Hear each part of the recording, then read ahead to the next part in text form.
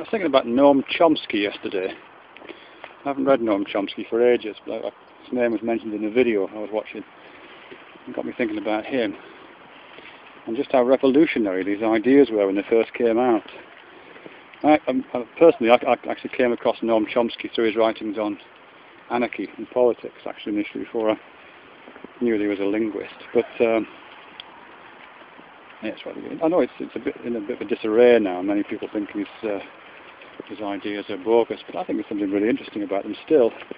If nothing else, there's kind of clarity to them, which I kind of admire, really. Particularly his idea of that kind of language acquisition device he talks about, and deep grammar and mentalese. I'm not sure if he uses that term, whether that's a Steven Pinkerism, but I just think that's such a nice idea, really. I don't know if it's true or not. Probably partially true. I think it must be at least partially true.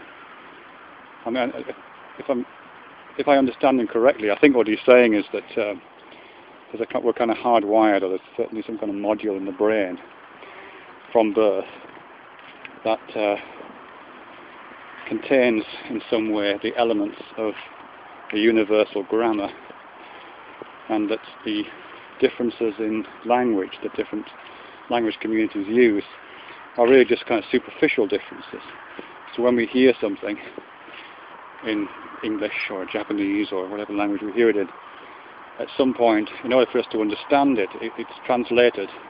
It goes through some kind of translated device that you find in Star Trek, and is converted into mentalese, and it's our mentalese that understands it.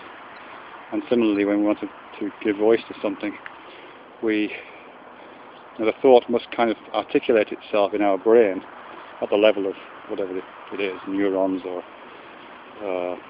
waves of potentialities flowing across probability gradients, whatever it is. It must instantiate initially in mentalese, in this kind of deep grammar that he talks about, and then goes through the translation processes into the particular vocabularies and lexicons and syntactical structures, surface syntactical structures that you find within different languages, different spoken and written languages. I don't know if that's true or not, but it seems possible. I can kind of imagine that, at least.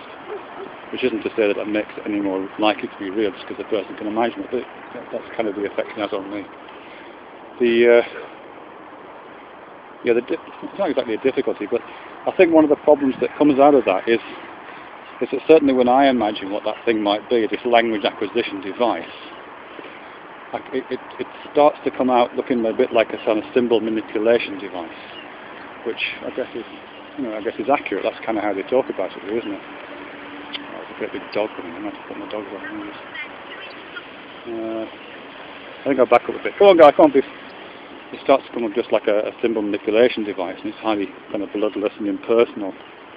It starts to just look like a digital computer of some sort. Go on, come down here.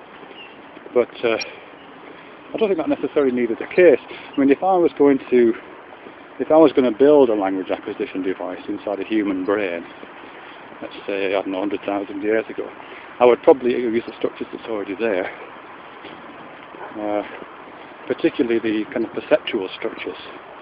I think I did see a video about this, actually. I must try and find it.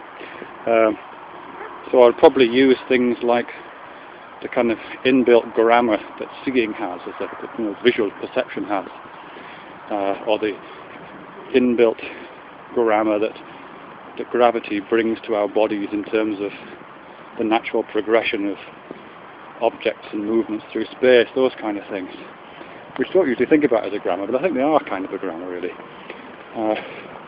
and which we do have mapped already. I mean, just our ability to move through space and the ability to cohere a variety of perceptual experiences into a kind of totality. It means that we must already have the mechanisms in our brain. We don't need to learn these things; they seem to emerge naturally. We already have that stuff for making sense of the world through experience. So it seems logical to me, I think, that if you're going to build a language acquisition device and you needed something that made sense of things, then you would probably mobilize that system. Perhaps clone it and use it for different purposes. I don't know what that means really, but that kind of a process So